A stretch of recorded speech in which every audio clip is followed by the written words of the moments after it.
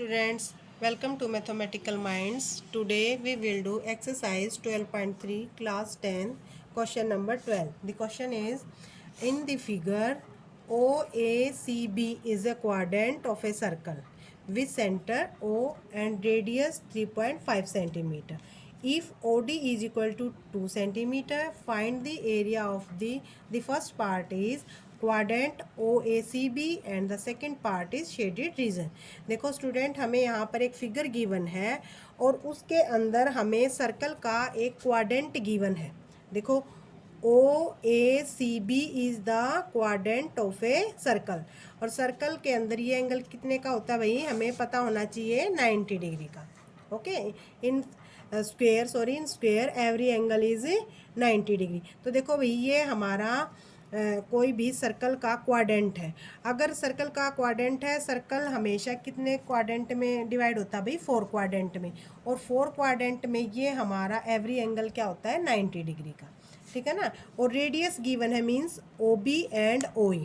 जो भाई OB है एंड इक्वल टू OA है, वो हमारा क्या है, रेडियस है। और वो रेडियस हमें क्या गिवन है भाई, रेडियस हमारा 3.5 सेंटीमीटर। ओके, और जो OD लेंथ है वो है हमारी 2 सेंटीमीटर। ठीक है, लेकिन हमें फर्स्ट चेक करना है रेडियस हमारा, तो रेडियस हमें अपना पता चल गया। और हमें फाइंड आउट करना है क्वाड्रेंट का area, find the area of the quadrant OACB। देखो स्टूडेंट, OACB ये हम क्वाड्रेंट का डायरेक्ट फार्मूला लगा के भी फाइंड आउट कर सकते हैं, नहीं तो ये हमारा क्या बन जाता है, सेक्टर। तो देखो हमें पता है जो एरिया ऑफ सेक्टर है, एरिया ऑफ सेक्टर स्टूडेंट्स क्या होता है हमारा, एरिया ऑफ सेक्टर होता है भाई हमारा πr² थीटा अपॉन 360। क्या है कि all values are given.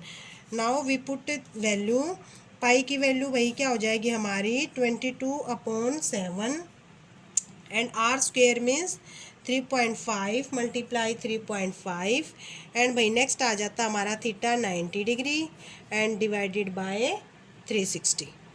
Okay, ये कट जाएगा हमारा 9 4 जा 36 से, और वही 7 5 जा से भी कट कर सकते हैं हम, 7 5 जा 35.5 हो जाएगा ये। देखो भैया, फिर हमारा 2 से कट जाएगा, 2 2 जा 4, 2 11 जा 22।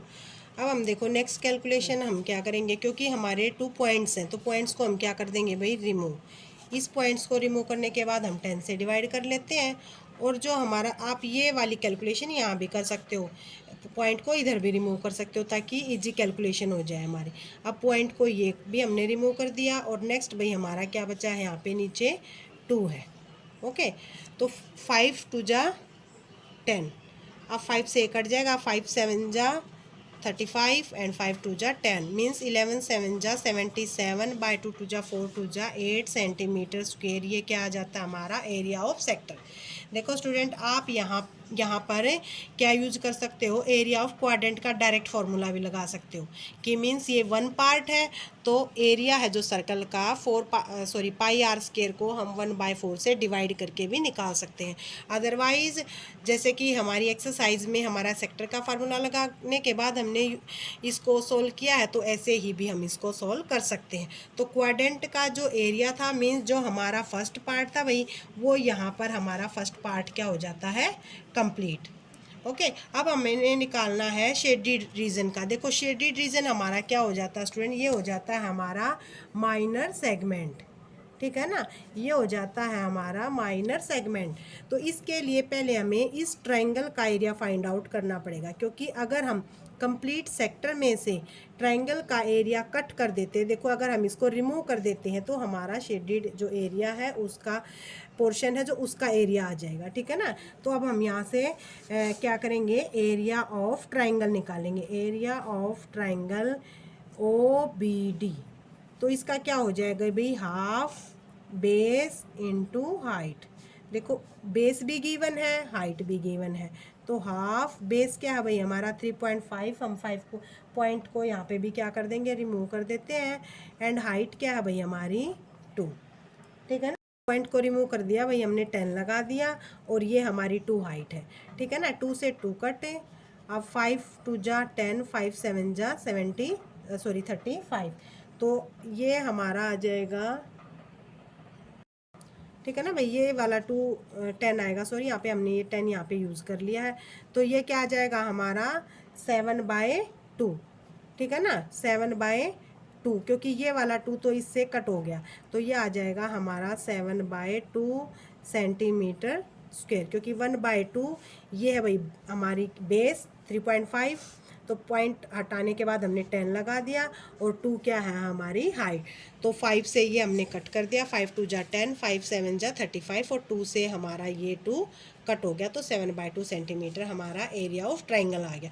अब देखो हमें शेडिड पोर्शन का एरिया निकालना है, देखो ये वाला शेडिड पोर्शन है जो, तो यहाँ पे लिखेंगे हमें एरिया ऑफ शेडिड रीजन, ठीक है ना, एरिया ऑफ शेडिड रीजन, हमारा एरिया ऑफ शेडिड रीजन क्या हो जाएगा, ये हो जाएगा भाई हम area of sector, area of sector minus area of triangle, triangle कौन सी है भाई हमारी OBD।